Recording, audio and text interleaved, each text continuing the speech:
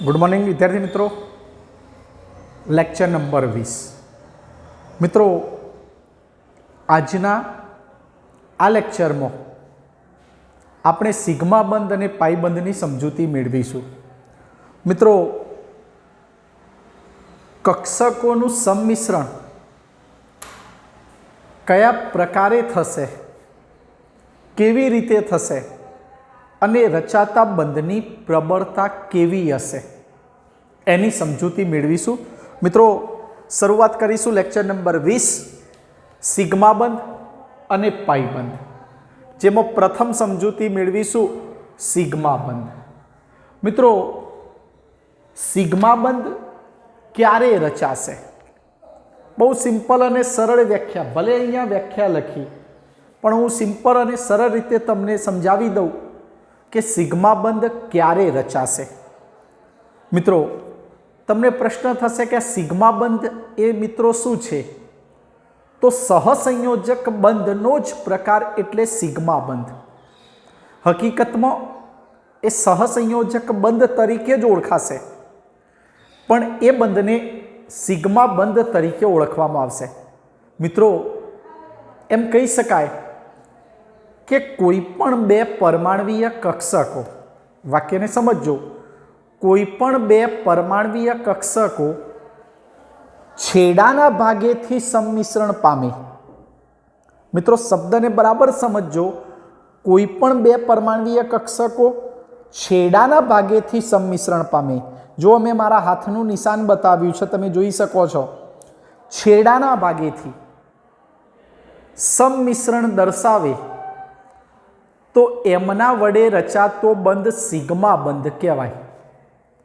कोईपण बे परमाणवीय कक्षकोनुं सम्मिश्रण छेडाना भागेथी थाय तो ए प्रकारना सम्मिश्रणथी रचाता बंधने सिग्मा बंध तरीके ओळखवामां आवशे। मित्रों आज मैं तमने बताव्युं कि बे परमाणवीय कक्षकोनुं छेडाना भागेथी सम्मिश्रण, जेने अंग्रेजी में एंड टू एंड ओवरलेपिंग तरीके ओळखवामां आवशे। एंड टू एंड ओवरलेपिंग एटले के जे बे परमाणवीय कक्षको छेडाना भागेथी सम्मिश्रण पामे तो एवा रचाता बंधने सिग्मा बंध तरीके ओळखवामां आवशे। हवे मित्रों अहीं बीजी एक महत्वनी वात के व्याख्या ने पण साथे समजी लईए कि सिग्मा बंध केवी रीते रचाशे। आ प्रकारनो सहसंयोजक बंध आंतरकेंद्रीय अक्ष पर बंधन पामती कक्षकोना छेडाना सम्मिश्रणथी बने छे। एटले के आंतर केंद्रीय अक्ष एटले के बराबर एना केंद्रमांथी पसार थती अक्ष होय।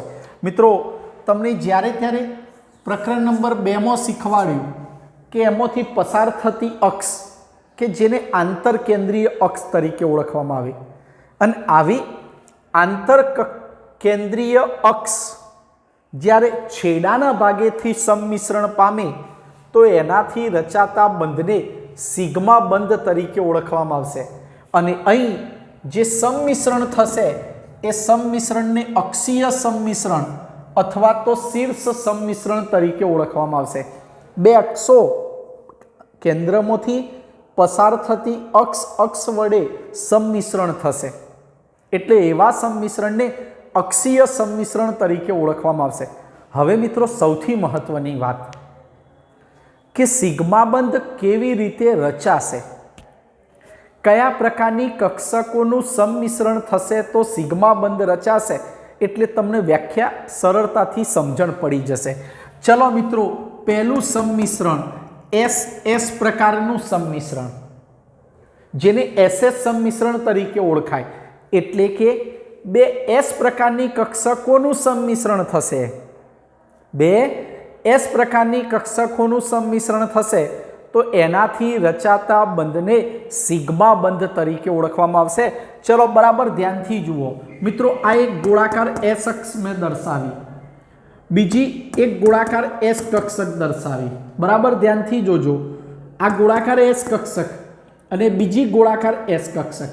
મિત્રો ગઈકાલે મેં તમને કહેલું અને હંમેશા એક વસ્તુ યાદ રાખો કે એસ કક્ષક ગોળાકાર હોવાને પરિણામે એના ઇલેક્ટ્રોન વર્તુળાકાર માર્ગે પરિભ્રમણ કરતા હશે અને વર્તુળાકાર માર્ગે પરિભ્રમણ કરતા હોવાને કારણે એસ કક્ષકનું સંમિશ્રણ ગમે તે બાજુથી કોઈ પણ બાજુથી કે કોઈ પણ દિશાથી થઈ શકે।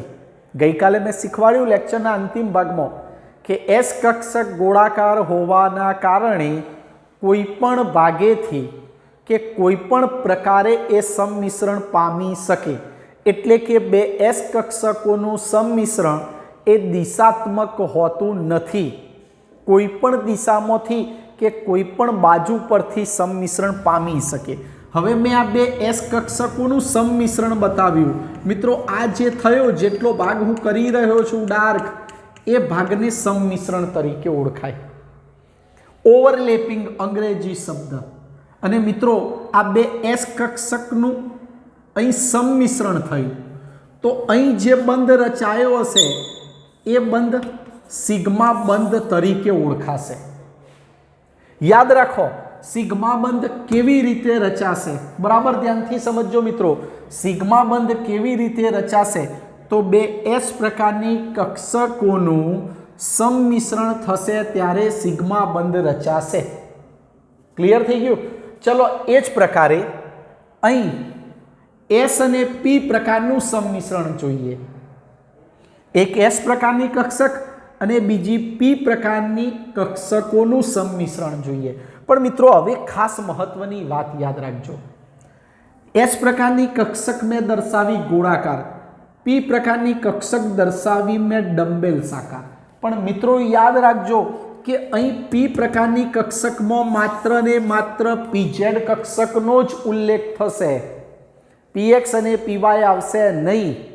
બરાબર ધ્યાનથી સાંભળજો, એસ અને પી પ્રકારની કક્ષકોનું સંમિશ્રણ, પરંતુ અહીં જે પી પ્રકારની કક્ષક હશે ને એ પીઝેડ પ્રકારની કક્ષક હશે અને એક એસ અને બીજી પીઝેડ પ્રકારની કક્ષકોનું સંમિશ્રણ અહીં થયું। દેખો મિત્રો આ કક્ષક જે પી કક્ષક ડંબેલ આકાર હશે એ ડંબેલસાકાર કક્ષક અહીં છેડાના ભાગેથી સંમિશ્રણ પામશે।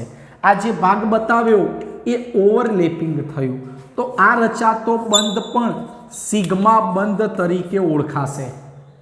ફરીથી ધ્યાનથી સાંભળજો, સિગ્મા બંધ કયા કયા પ્રકારની કક્ષકોના સંમિશ્રણથી રચાશે તો બે એસ પ્રકારની કક્ષકોનું સંમિશ્રણ થાય તો પણ સિગ્મા બંધ રચાય।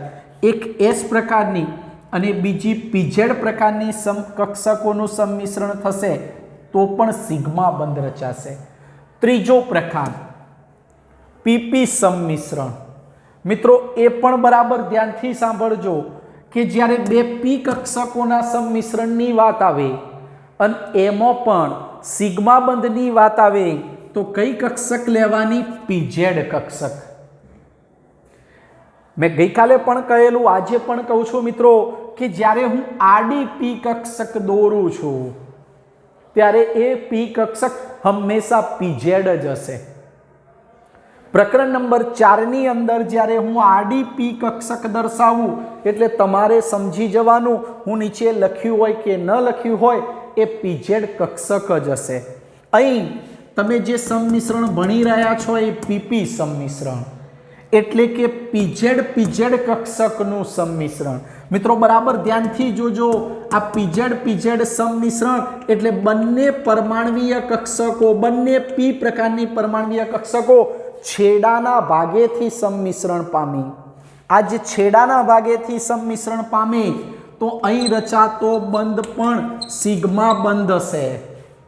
આને એન્ડ ટુ એન્ડ ઓવરલેપિંગ કહેવાય। આ એક ઉદાહરણ, આ બીજું ઉદાહરણ અને આ ત્રીજું ઉદાહરણ। બરાબર ધ્યાનથી સાંભળજો, વ્યાખ્યા તરત જ સમજણ પડી જશે।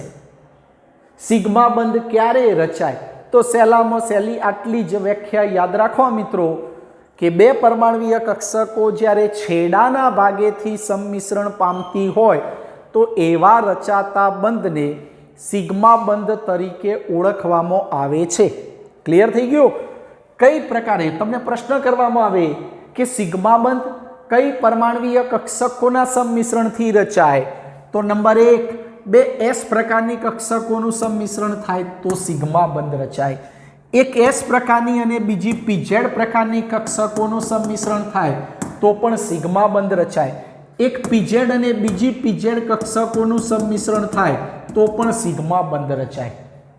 એટલે યાદ રાખો 1, 2 અને 3 આ 3 પ્રકારનું સંમિશ્રણ હોય તો એ સિગ્મા બંધ રચાય। પણ આટલું યાદ રાખો કે સિગ્મા બંધ રચાતો હશે ત્યારે પરમાણવીય કક્ષકો છેડેથી સંમિશ્રણ પામતી હશે, એન્ડ ટુ એન્ડ ઓવરલેપિંગ થતું હોય તો હંમેશા જે બોન્ડ બને it called be sigma bond. Clear થઈ ગયું? હવે મિત્રો સૌથી મહત્વની વાત કે જે પરમાણવીય કક્ષકોના સંમિશ્રણથી સિગ્મા બંધ રચાતો હોય, યાદ રાખજો, જે પરમાણવીય કક્ષકોના સંમિશ્રણથી સિગ્મા બંધ રચાતો હશે ને એ બંધ હંમેશા પ્રબળ હશે, સ્ટ્રોંગ બોન્ડ તરીકે ઓળખવામાં આવે, પ્રબળ બંધ તરીકે ઓળખવામાં આવશે। કેમ? તો એનું કારણ કે છેડેથી જ્યારે બે પરમાણવીય કક્ષકોનું સંમિશ્રણ થતું હોય ને ત્યારે એ સંમિશ્રણ વધુ થતું હોય છે, અને છેડાના ભાગેથી જે સંમિશ્રણ થયું હોય એ સંમિશ્રણની માત્રા વધુ હોય, જેને પરિણામે એ બંધની પ્રબળતા પણ વધુ હોય। એટલે આનો મતલબ એવો થયો કે આ 3 પ્રકારના સંમિશ્રણથી રચાતો બંધ સિગ્મા બંધ હશે તો એની પ્રબળતા વધુ હશે। એટલે યાદ રાખો કે સિગ્મા બંધ કેવો બંધ બનશે? પ્રબળ બંધ। અને તમે જાણો છો કે કોઈ પણ પ્રબળ બંધને તોડવો હોય મિત્રો તો એ બંધને તોડવા માટે ઉર્જા વધુ આપવી પડે। એટલે સિગ્મા બંધ કેવો બંધ ગણાશે? પ્રબળ બંધ તરીકે ઓળખાશે। કેવા બંધ તરીકે ઓળખાશે? પ્રબળ। ફરીથી યાદ કરાવી દઉં એટલે ક્લિયર થઈ જાય, કારણ કે આની જરૂરિયાત ખૂબ મહત્વની। સિગ્મા બંધ કેવી રીતે સિગ્મા બંધ રચાય? તો કોઈ પણ બે પરમાણવીય કક્ષકોના છેડાથી સંમિશ્રણ થતું હોય તો રચાતા બંધને સિગ્મા બંધ કહે છે। ક્લિયર થઈ ગયું? બે પરમાણવીય કક્ષકો છેડેથી સંમિશ્રણ પામતી હોય તો એવા બંધને સિગ્મા બંધ તરીકે, અને એક યાદ રાખો કે બે પીઝેડ કક્ષકો એની અંદર કેન્દ્રમાંથી પસાર થતી અક્ષ જેને આંતરકેન્દ્રીય અક્ષ કહેવાય, આ બંને અક્ષ એકબીજા ઉપર ઓવરલેપિંગ થશે। એટલે આંતરકેન્દ્રીય અક્ષ એકબીજા ઉપર ઓવરલેપિંગ થતી હોય તો એ સિગ્મા બંધ જ રચે। અને એમાં પણ છેડાની વાત આવી, માથાનો ભાગ ગણીએ તો એ છેડાના ભાગેથી એટલે કે શીર્ષ સંમિશ્રણ અથવા અક્ષીય સંમિશ્રણ, બે અક્ષો એકબીજા ઉપર ઓવરલેપિંગ થશે। બંને અક્ષો બંને પીઝેડ કક્ષકોની જે અક્ષ હશે એ અક્ષ એકબીજા પર ઓવરલેપિંગ થતી હશે તો એને અક્ષીય સંમિશ્રણ તરીકે ઓળખવામાં આવે। ક્લિયર થઈ ગયું? સિગ્મા બંધ કેવી રીતે રચાય? તો 3 પ્રકારના સંમિશ્રણ થતા હોય તો સિગ્મા બંધ રચાય। કયા 3 પ્રકારના? તો બે એસ પ્રકારની કક્ષકોનું સંમિશ્રણ થાય તો સિગ્મા બંધ રચાય, એક એસ પ્રકારની અને એક પીઝેડ પ્રકારની કક્ષકોનું સંમિશ્રણ થાય તો પણ સિગ્મા બંધ રચાય, અને એક પીઝેડ અને બીજા પરમાણુની પીઝેડ કક્ષકોનું સંમિશ્રણ થાય તો પણ સિગ્મા બંધ રચાય। અને સિગ્મા બંધ એટલે કેવો બંધ? પ્રબળ બંધ હોય। અને ગઈકાલનું પણ વાક્ય બહુ અગત્યનું, કે એના આગળના દિવસે બોલેલું વાક્ય પણ ખૂબ અગત્યનું, જેમ સંમિશ્રણની માત્રા વધુ, નોંધ કરજો વાક્ય, જેમ સંમિશ્રણની માત્રા વધુ એમ બંધની પ્રબળતા વધુ, એમ બંધની પ્રબળતા વધુ। એટલે કે પાઈબંધની સાપેક્ષે સિગ્મા બંધ પ્રબળ ગણાય, પાઈબંધ કેવો ગણાશે? નિર્બળ। કેવી રીતે પાઈબંધ રચાય એ પછી સમજીએ। પહેલા આ વસ્તુ જે લખેલી છે એનો મિત્રો તમે સ્ક્રીનશોટ લઈ લો। ક્લિયર થઈ ગયું? પછી પાઈબંધને સમજીએ।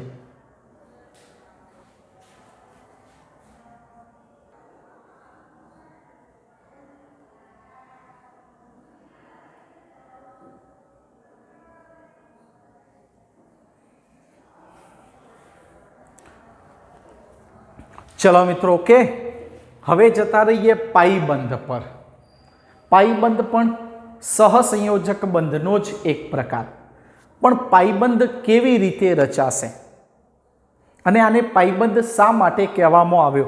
मित्रों इजीली जोई लो, मैं अहींया बे उदाहरण नथी आप्या, एक ज उदाहरण आप्यो। मित्रों हवे समझण पड़ी गई हशे कि मैं आ पीएक्स कक्षकनी रचना करी, ऊभी आवी, क्लियर थई गयुं?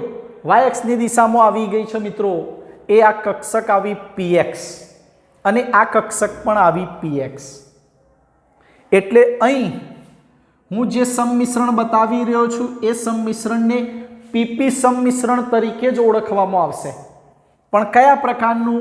बे पीएक्स अथवा बे पीवाय प्रकारनी कक्षको, बे पीएक्स अथवा बे पीवाय प्रकारनी कक्षकोनुं सम्मिश्रण। हवे बराबर ध्यानथी जोजो, अहींया रचना मैं दोरी, अहींया बंने परमाणवीय कक्षको ऊभी एटले के आंतर केंद्रीय अक्ष ने समांतर गोठवाशे, लंब रूपे गोठवाशे। अहीं तमे जोई शको छो अने तमे बराबर ध्यानथी जोजो कि मैं अहींया सम्मिश्रण ओवरलेपिंग दर्शाव्युं।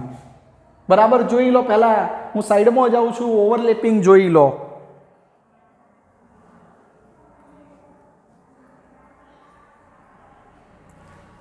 क्लियर? क्लियर थई गयुं? आ बंने परमाणवीय कक्षको एकबीजाने समांतर गोठवाय, ज्यारे एनी आंतर केंद्रीय अक्ष एकबीजाने लंब रहेशे। केवी रहेशे? एकबीजाने लंब। बराबर ध्यानथी जुओ, बंने परमाणवीय कक्षको एकबीजाने समांतर गोठवाय। आ रीतनी रचना बनी, जो मैं हाथ कर्यो, आ रीतनी रचना। एटले के आ बे परमाणवीय कक्षकोनुं सम्मिश्रण क्यांथी थयुं? बाजू बाजू परथी थयुं। अंग्रेजी शब्द साइड वाइज ओवरलेपिंग क्या नामे ओळखवामां आवशे? साइड वाइज ओवरलेपिंग तरीके ओळखवामां आवशे। आ बे परमाणवीय कक्षकोनुं सम्मिश्रण आ प्रकारे थयुं।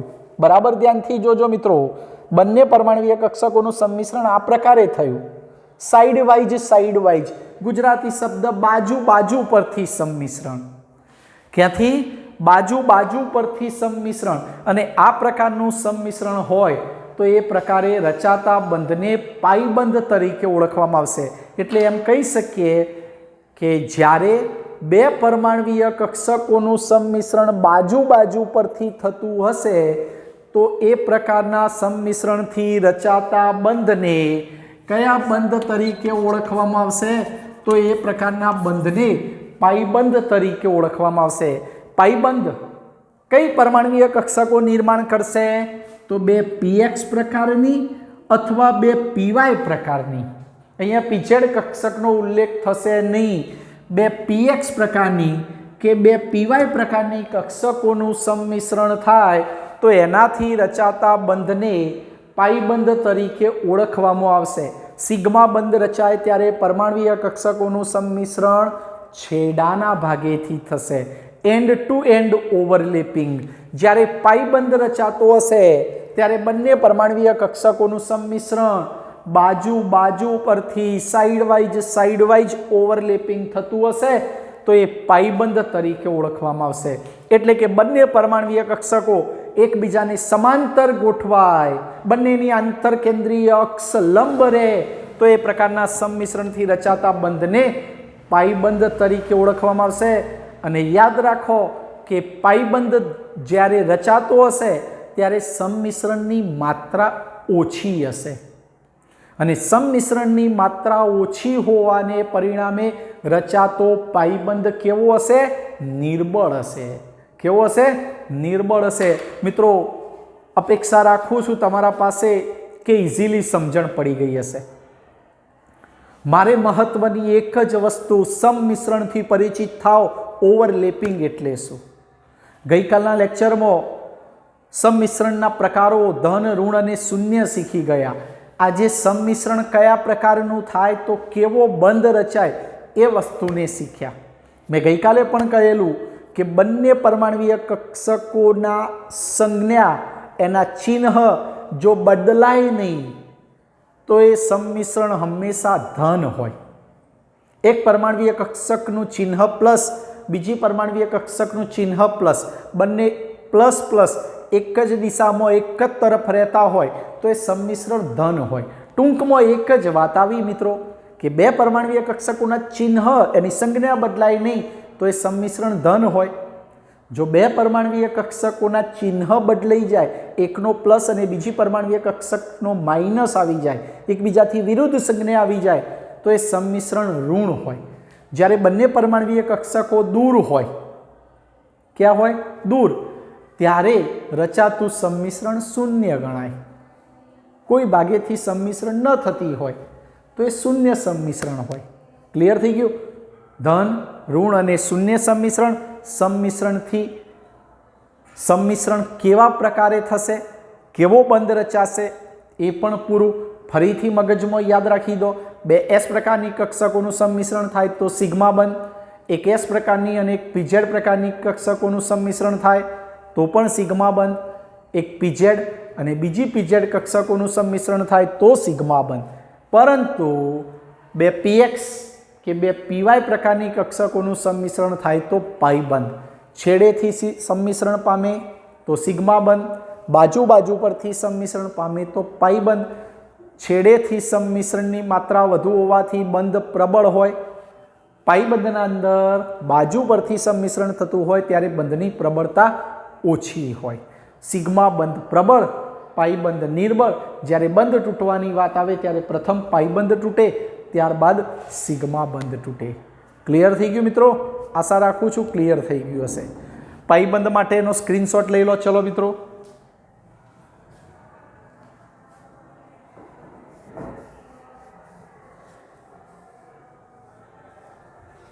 क्लियर? चलो सरस, क्लियर थई गयुं होय तो एक वाक्य नोट करजो।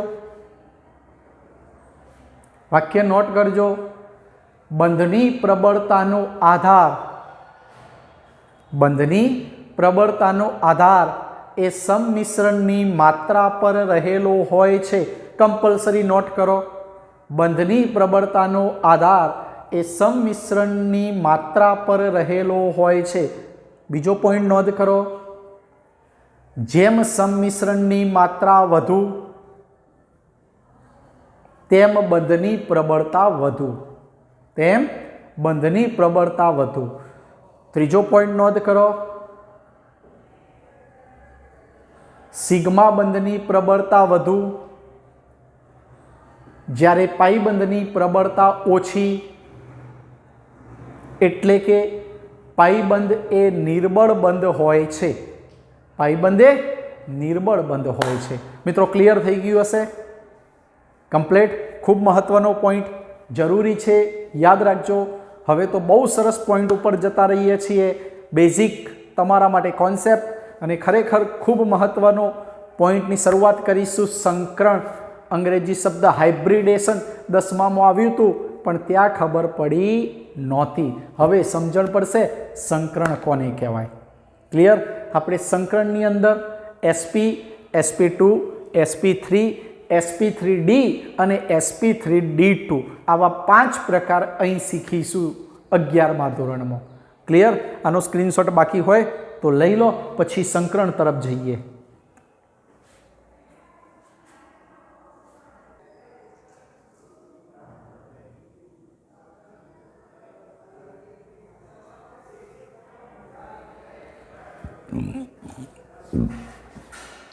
चलो मित्रों, हवे हाइब्रिडेशन संकरणनी शुरुआत करीशुं। मित्रों, मैं ब्लेकबोर्ड पर संकरणनी खासियतो अने संकरण माटेनी शरतो लखेली छे। पण मित्रों, बराबर ध्यानथी सांभळजो।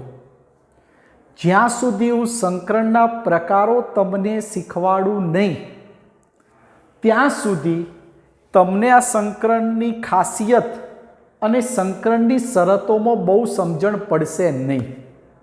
पण मित्रों, आ संकरणनी खासियत अने शरतो बोर्ड पर ए माटे दर्शावी के बोर्ड स्कूल द्वारा के बोर्ड द्वारा ज्यारे पण परीक्षानी लेवानी थाय ત્યારે આ બંને પ્રશ્નો 2-2 ગુણ માટે ખૂબ અગત્યના.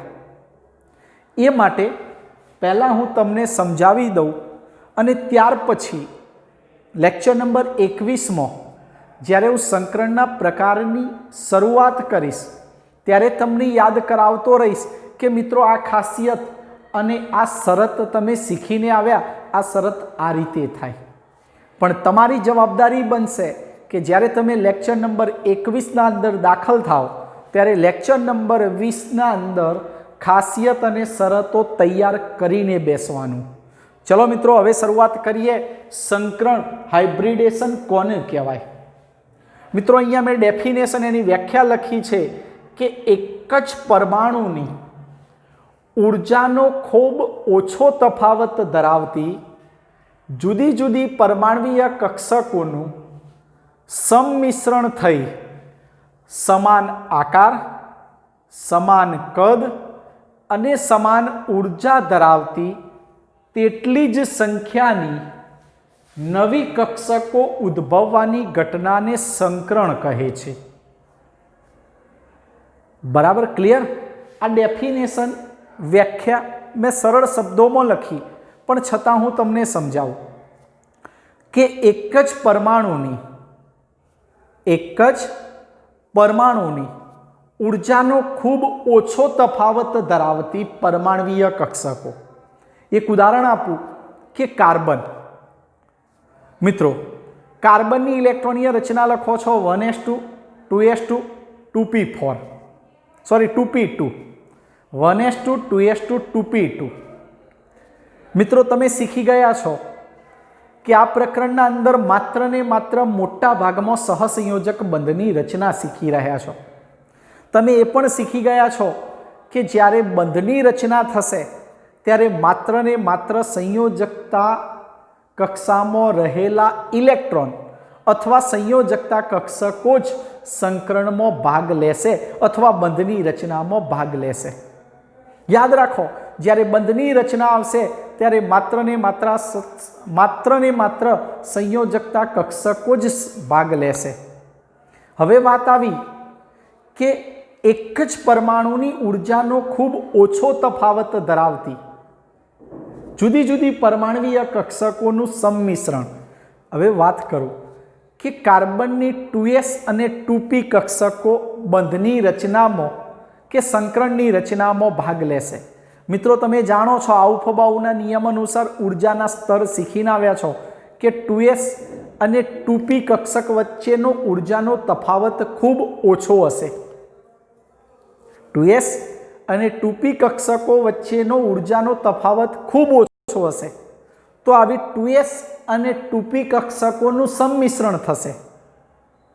2s અને 2p કક્ષકોનું સંમિશ્રણ થશે અને સંમિશ્રણ થવાથી નવી કક્ષકો ઉદ્ભવશે. હવે બરાબર ધ્યાનથી સમજજો, સંકરણના ઉદાહરણથી વધારે ખબર પડશે, છતાં હું કહી દઉં કે કાર્બનની એક 2s પ્રકારની કક્ષક. ક્લિયર?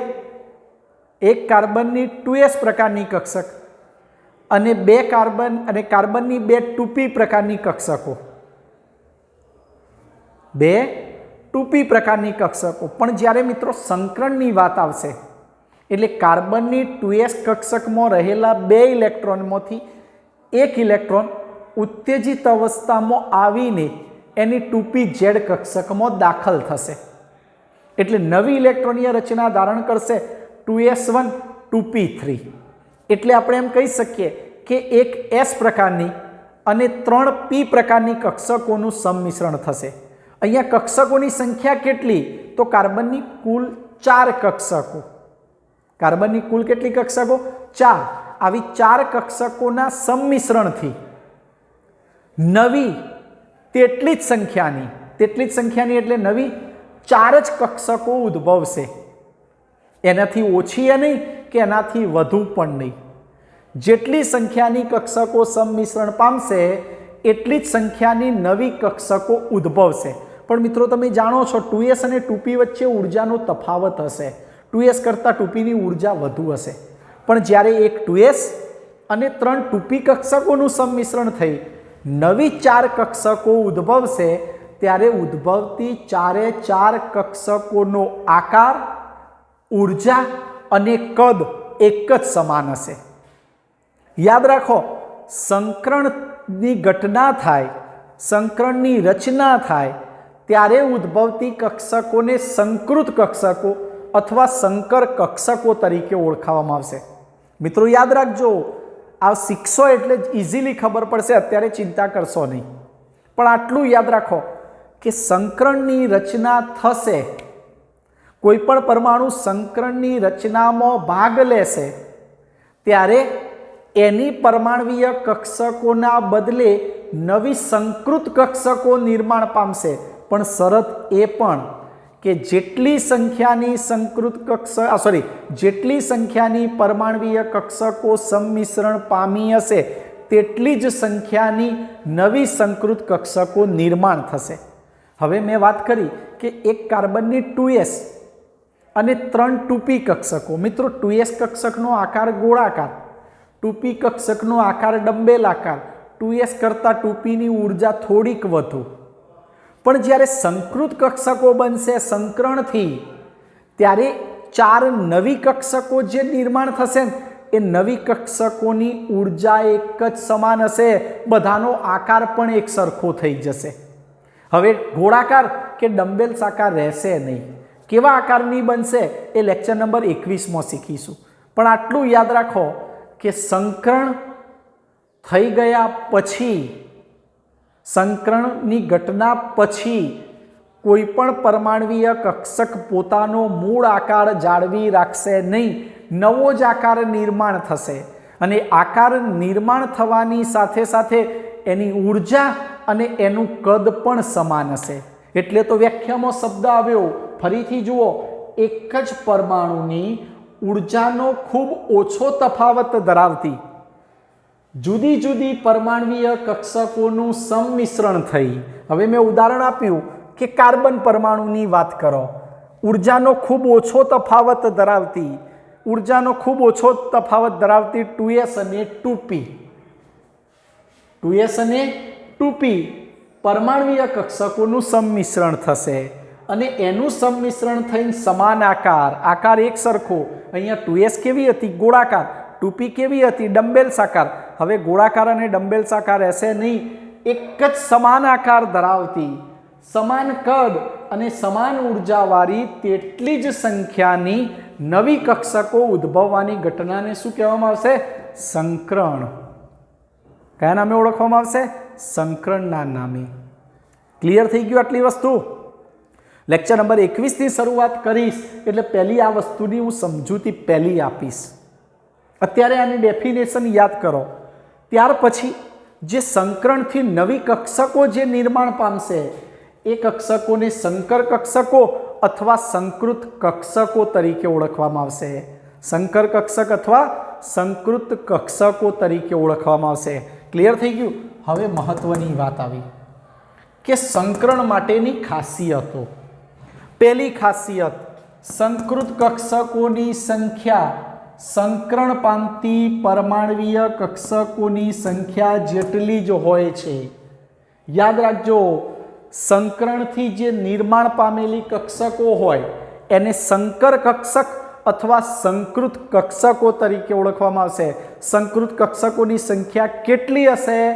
તો જેટલી સંખ્યાની પરમાણવીય કક્ષકો સંમિશ્રણ પામશે એટલી જ. મેં ઉદાહરણ આપ્યું કે કાર્બનના અંદર સંકરણની વાત આવી તો કાર્બનની 2s અને 2p, એક 2s પ્રકારની અને 3 2p પ્રકારની કક્ષકો. કુલ કેટલી કક્ષકો થઈ મિત્રો? 4.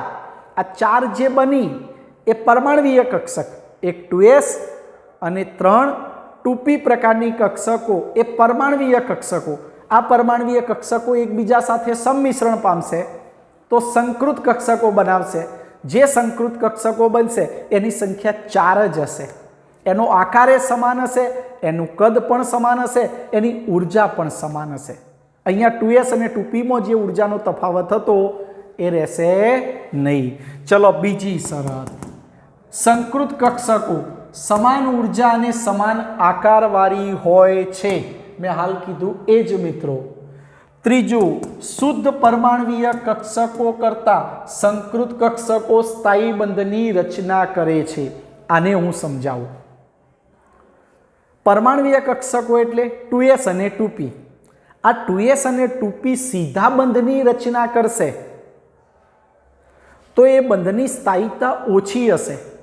પણ જો આ જ પરમાણવીય કક્ષકો એકબીજા સાથે સંમિશ્રણ થઈ જાય અને સંકૃત કક્ષકોનું નિર્માણ કર્યા પછી એ સંકૃત કક્ષકો જો બંધની રચનામાં ભાગ લેશે તો એ બંધ સ્થાયી બનશે.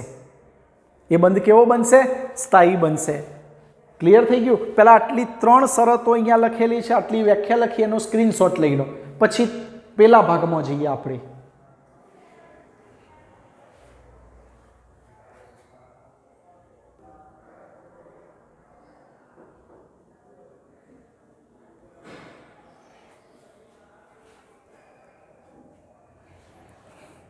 ચલો ઓકે. ચોથી ખાસિયત, સંકૃત કક્ષકો અવકાશમાં એવી રીતે ગોઠવાય છે કે ઇલેક્ટ્રોન યુગ્મો વચ્ચેનું અપાકર્ષણ ઓછું હોય. મિત્રો, VSEPR સિદ્ધાંત વખતે મેં તમને કહેલું કે કોઈ પણ અણુની રચના થાય ત્યારે એ અણુની રચના થઈ ગયા પછી એની પરમાણવીય કક્ષકો અવકાશમાં એ રીતે ગોઠવાશે કે એના ઇલેક્ટ્રોન યુગ્મો એ રીતે ગોઠવાશે કે એમના વચ્ચેનું અપાકર્ષણ ઓછામાં ઓછું હોય. મિત્રો, તમે જાણો છો કે જેમ અપાકર્ષણની માત્રા ઓછી એમ અણુની સ્થાયીતા વધુ. એટલે એ પણ સેમ એ જ રીતે કે જે સંકૃત કક્ષકો નિર્માણ પામશે ને તો એ નિર્માણ પામેલી જે સંકૃત કક્ષકો હશે ને એ સંકૃત કક્ષકો પણ અવકાશમાં એ પ્રકારે ગોઠવણી કરશે કે જેના કારણે એમના વચ્ચે જે ઇલેક્ટ્રોન યુગ્મો હશે એ ઇલેક્ટ્રોન યુગ્મો વચ્ચેનું અપાકર્ષણ ઓછામાં ઓછું રહે. કેવું રહે? ઓછામાં ઓછું. આગળ, સંકરણ માટેની શરતો. નવો મુદ્દો. સંકરણ માટે કઈ શરતો જરૂરી? બીજું, પહેલી શરત જોઈએ કે પરમાણુની સંયોજકતા કક્ષકો જ સંકરણમાં ભાગ લેશે. અંદરની કક્ષકના ઇલેક્ટ્રોન સંકરણમાં ભાગ લેશે નહીં. બીજી શરત, સંકરણમાં ભાગ લેતી પરમાણવીય કક્ષકોની ઉર્જા સમાન હોવી જોઈએ અથવા તો ઉર્જાનો તફાવત ખૂબ ઓછો હોવો જોઈએ. મિત્રો, 2s અને 3p કક્ષકોનું સંમિશ્રણ ન થાય કારણ કે 2s અને 3p વચ્ચે ઉર્જાનો તફાવત ખૂબ વધી જાય. એટલે 2s અને 2p કક્ષકો સંકરણમાં ભાગ લઈ શકે કારણ એમના વચ્ચેનો ઉર્જાનો તફાવત ઓછો હોય. બે 2s કક્ષક પણ ભાગ લઈ શકે, એક 1s અને 2s પણ ભાગ લઈ શકે. એ જ રીતે સંકરણ માટે ઇલેક્ટ્રોનની બઢતી જરૂરી નથી. હવે આ બઢતી, પ્રમોશન કઈ બાબત? તો બરાબર ધ્યાનથી જુઓ. તમે કોઈ પણ સંકરણ કરી રહ્યા છો, ઉદાહરણથી શીખશો ને લેક્ચર નંબર 21માં, એ વખતે ક્લિયર થશે. કોઈ પણ સંકરણ તમે ભણી રહ્યા છો ત્યારે શું થશે? પહેલી તમે એની ભૂમિ અવસ્થાની ઇલેક્ટ્રોનીય રચના લખશો અને ભૂમિ અવસ્થાની ઇલેક્ટ્રોનીય રચના લખ્યા પછી એની ઉત્તેજિત અવસ્થાની ઇલેક્ટ્રોનીય રચના લખો છો.